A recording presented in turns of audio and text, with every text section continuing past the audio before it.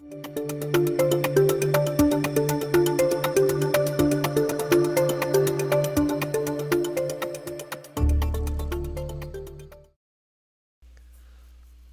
6, Aruba Instant ARM.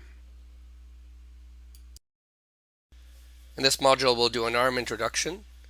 We'll look at how ARM scans and the ARM indices for changing channels. We'll look at band steering, airtime fairness. We'll look at client match. This will be just an introduction. The RF neighborhood that client match needs, and we'll look at some support commands.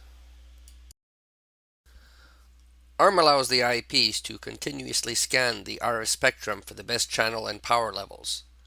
They also scan for interference and intrusion detection. This information is then returned to the VC.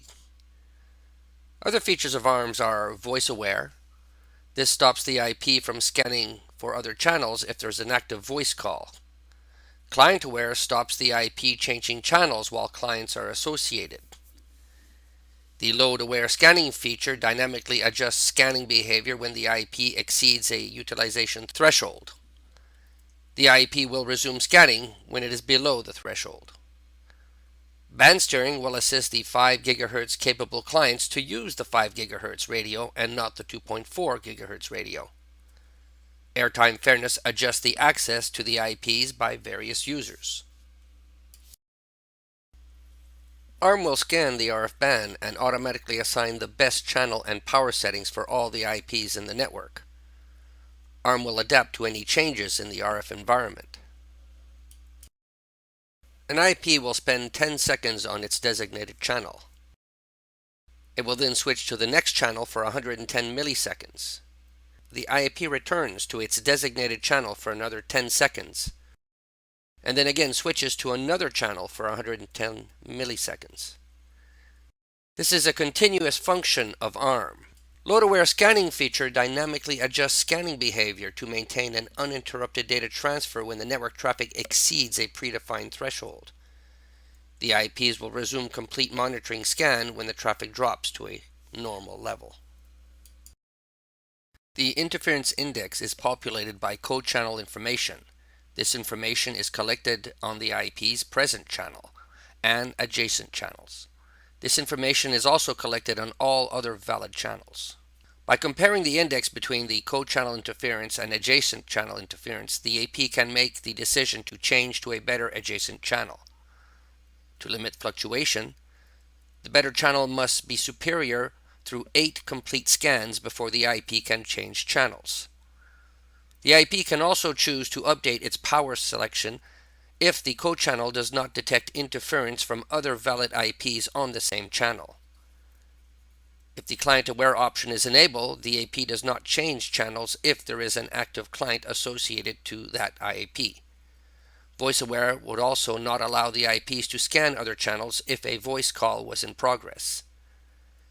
If an IP detects high levels of MAC errors or physical errors, then the IP will change channels immediately. In this example, ARM has calibrated the IPs. Note that IP 9C changed from channel 1 to channel 11 with less interference. Band steering is another feature of ARM. This feature moves dual band capable clients to stay on the 5 GHz band, reduces code channel interference, and increases available bandwidth for dual band clients because there are more channels on the 5 GHz band than on the 2.4 GHz band. An administrator can select 3 types of operating mode. Prefer 5 GHz, where the system will attempt to move 5 GHz capable clients to the 5 GHz side, but will allow the clients to join the IPs on the 2.4 GHz side as needed.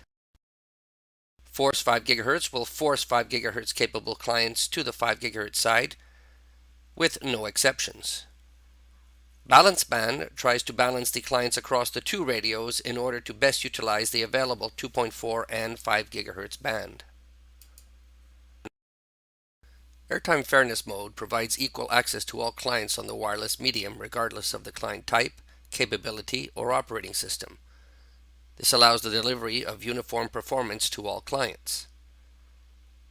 This feature prevents some clients from monopolizing resources at the expense of other clients. Airtime fairness consists of three modes of operation. Default access disables airtime allocation and provides access based on the client's request. Fair access allocates airtime evenly across all clients. Preferred access allocates airtime to all clients but shows preference to higher performing clients. The RF tab gives you the configuration for band steering mode and airtime fairness mode. Under access points, you have the following options. Specify the minimum and maximum power levels. Enable the client aware feature, which means the IP will not change channels when a client is associated. Wide channel bands. This is for channels bonding 4 MHz channels. Typically you only want to do this on the 5 GHz band. And 80 MHz support for AC APs. From the support window, the command AP-ARM history was issued. Here we can see the history of IEP93C. On the 5 GHz band, the IP went from its maximum power level down to 24. On the 2.4 GHz band, the IP first reduced its power, then it also changed channels from 1 to 11 and then went back and forth between the channels due to interference while trying to stabilize with other IPs. The Show AP ARM Neighbors command enables you to see all the interfering APs from other networks. In this case, CASA 1 has a strong signal-to-noise ratio, but the other APs are not that strong. There are other ARM commands, but the intricacies of these commands are beyond the scope of this course. Client Match has many features to improve your IEP experience. These include the following. Continuously monitors client's RF neighborhood to provide client IEP reassignment to improve performance. Dynamic load balancing balances clients across IEPs on different channels based on the IEP load. Sticky Clients helps clients that tend to stay associated to an AP despite the low signal levels. Band steering, the IPs monitor the RSSI for the client and advertises a dual band capability and will move the client to the 5 GHz radio. Channel utilization, clients are steered from busy channels to idle channels based on utilization. Client capacity match, clients are not steered to the appropriate channel. For example, HT20, HT40, or VHT80 AC, and these are based on the client's capability. If client match is enabled, then ARM band steering and load balancing are superseded. No client software is needed for client match to work. The client RF neighborhood process consists of the following steps. IEPs continuously monitor the client RF neighborhood and collects information about clients. The IEPs broadcast this information to the cluster. The IP cluster calculates client RF neighborhood and determines candidates IEPs for the client. The IP sends the client steer request. The IP decides to steer the client to one of the IPs in the RF neighborhood because the client is sticky or 5 GHz capable. The IP has too many clients compared to other IPs. The current channel is highly utilized, thus other channels would be better for the client. Other IP have the N bonding and a better capacity match for this client.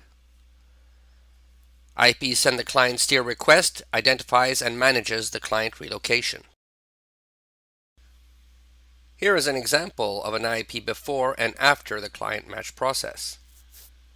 Note that the change to the IP. Prior to client match, one IP had 20 clients. Once client match was enabled, the clients were distributed over various IPs. The virtual beacon command reports on clients and which IPs can see the clients with a reasonable signal. You can see triggered events and if it was successful. There are also other client match commands you can use. The command client match action displays a table with the client match states.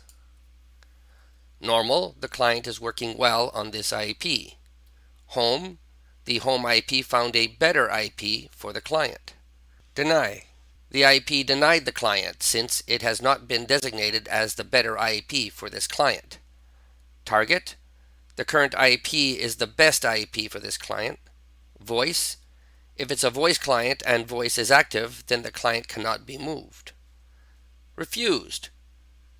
If there are too many clients attempting to associate to an IP, it will refuse clients and encourage them to move to other IPs. Done indicates that the current IP has sent a deauth to the client to try to move the client to another, better IP. Adopted. The client has moved successfully to another IP. Failed indicates the attempt to move the client have failed. You can select to view the client match that has happened on the 2.4 or 5 GHz radio. The red dot represents devices associated to your IP. The devices are seen at various levels of RSSI strength. You can roam your mouse over the red dot and get information on the client match history. Here we see that the IP believes it is not the best IP for this device, but that the client match failed. We see the home AP and the target AP. The blue lines represent the number of devices that the IP can see but are unassociated devices. The devices are seen at various levels of RSSI strength. You can roam your mouse over the blue line and get basic radio station layout to see the specific devices in this band and their specific SSID strength. You can further click on one of the blue dots representing a device and get its MAC address and RSSI strength. RF optimization features used in dense and high interference areas. In the wireless setting tab, there is a feature named broadcast filtering with the following features. All. The AP drops all broadcast and multicast frames except DHCP and ARP. This is recommended in dense IP deployments with high interference environments. ARP. In addition to dropping all broadcast and multicast frames except DHCP and ARP, the APs convert ARP requests to unicast and send these packets to the associated client. This is recommended in sparse IP deployments with data-only scenarios. Disable.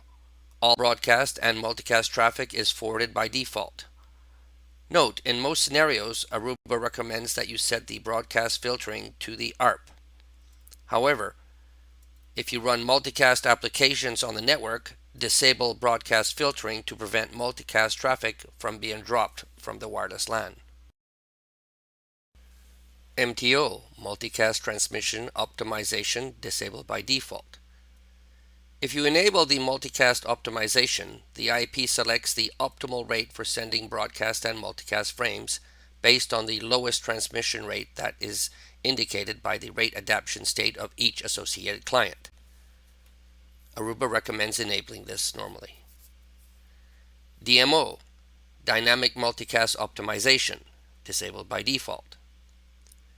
The 802.11 standard states that multicast traffic over the wireless LAN must be transmitted at the lowest supported rate so that all clients can decode it. The low transmission rate results in increased airtime utilization and therefore decreases overall throughput for transmissions. Due to the slower speeds, it is desirable to transform multicast traffic to unicast traffic with a few clients that have subscribed to a multicast stream. Transforming multicast traffic to unicast traffic increases the speed of wireless transmission by using the higher unicast rates. This is recommended for voice and video deployments. Interference immunity level. If an IP attempts to decode a non-802.11 signal, its ability to receive traffic can be interrupted momentarily. The noise immunity feature can help to improve the network performance in environments with high levels of non-802.11 noise from devices such as Bluetooth headsets, video monitors, cordless phones. You can configure the noise immunity feature from level 0 to 5 Increasing the immunity level makes the AP slightly deaf to its surroundings, meaning it causes the range of the IP to decrease slightly. The default recommendation for the immunity level for most deployments is level 2. Local probe request threshold. A station trying to join any wireless LAN can search for available wireless networks by performing an active scan or a passive scan. During a passive scan, the client listens to beacon frames that are sent by the AP on every possible channel to discover the available wireless networks. The station must wait until it can detect a beacon from the AP. During an active scan, the client sends a probe request to detect the presence of an AP on a channel. An AP that detects a probe request must respond with a probe response. The probe response provides the client with all the required information about the network that is broadcasted by this AP. In the dense environment, some clients might join an AP with a lower signal-to-noise ratio, even in the presence of APs with a better signal-to-noise ratio. The local probe threshold feature defines the signal-to-noise ratio value below which the AP ignores the incoming probe request. As a result, the client gets a probe response only from APs that have a good signal-to-noise ratio. This feature encourages proper roaming in dense deployments. The supported range for signal-to-noise ratio value is 0 to 100 dBs, and a value of 0 disables this feature.